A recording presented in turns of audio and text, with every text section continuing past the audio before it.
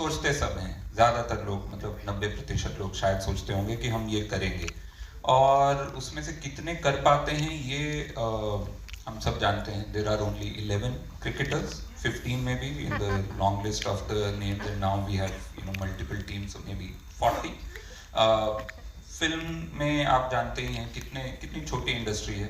हम आप कितनी जगह है हम ही टकराते रहते हैं आपस में सब. सो एक शहर और उस शहर के ये कुछ लोग जो वो कर पाए जो सब सोचते हैं, लेकिन कोई करता नहीं है या कर पाता नहीं है. इन्होंने सिर्फ अपने जज्बे से, और एक उस शहर का एक इतिहास रहा है मालेगांव का, उसकी वजह से, और वहाँ जिस तरह के किरदार और जिस तरह का एक पूरे शहर का एक फोकस है सिनेमा, उसको जोड़कर इन्होंने अपनी एक इंडस्ट्री खड़ी की. तो वो मुझे लगा कि वो कहानी सिर्फ उनके लिए इंस्पायरिंग नहीं है जो सिनेमा में आना चाहते हैं. हर उस इंसान के लिए इंस्पायरिंग है कि जो कोई सपना देखता है और उसको ऐसे ही छोड़ नहीं देता कि तो सपना था, रात का था, सुबह कुछ और काम करें. इन्होंने जो रात को सपने आते थे उनको अपना दिन बनाया, उनको अपनी शाम बनाया. रीमा जी बहुत बहुत शुक्रिया, और सब टीम वाले जितने हैं. मेरी लाइफ के ऊपर जो फिल्म बनी, और इतना ज़्यादा मैं एक्साइटेड है, मतलब मालेगांव का नाम है, मालेगांव की इंडस्ट्री है, और मालेगांव के मेरे दोस्त लोग हैं, सब लोगों ने साथ दिया, सब ने मिल के, और बहुत ज़्यादा खुशी है मुझको. बहुत बहुत शुक्रिया आज हमारे साथ जुड़ने के लिए. और हमें कहीं ना कहीं आपने भाई की जर्नी रही है पिछले 20-25 सालों में, जहाँ से उन्होंने शुरू किया और आज जहाँ पे हैं.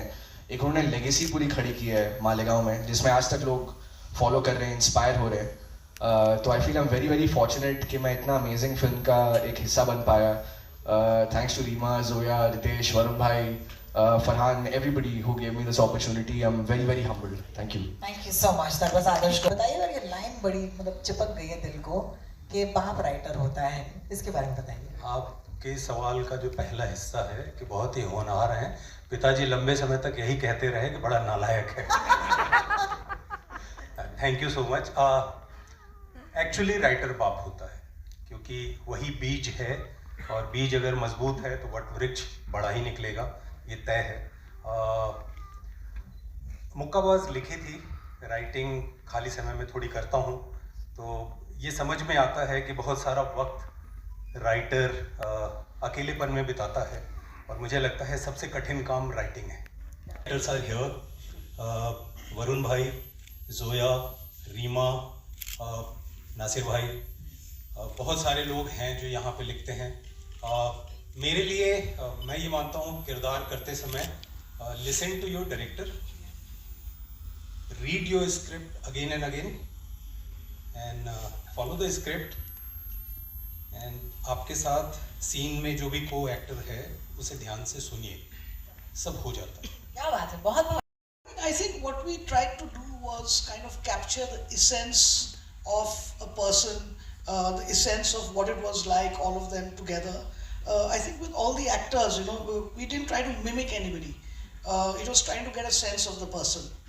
But having said that, I mean, obviously we did work on, a lot of things like hair, makeup, wardrobe, production design. All of that was done to kind of hit the era that we were in. I think it's very man. Zoya is we made producing. Nasir making Sholay. Yeah. So And also it's super meta because that line is writer baap hota hai. I think it resonates the most to Zoya at this point. yeah. I'm gonna take this to Ritik. That's possibly what makes it relatable.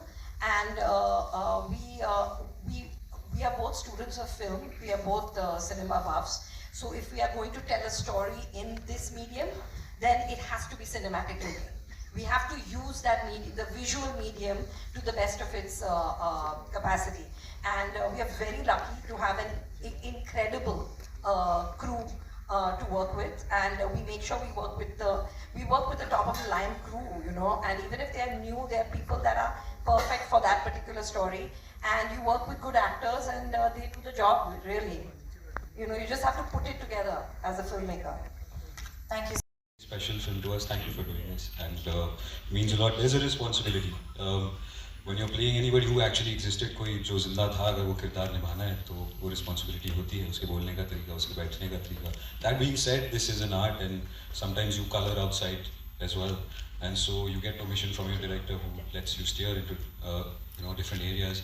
I'm just delighted to play this character. Shafiq was Nasir's one of his best friends. He loves cinema as well, and these guys, the metal that they had together, Nasir Sheikh for putting this story up so all of us can be here, and it's a great responsibility and it's a great joy.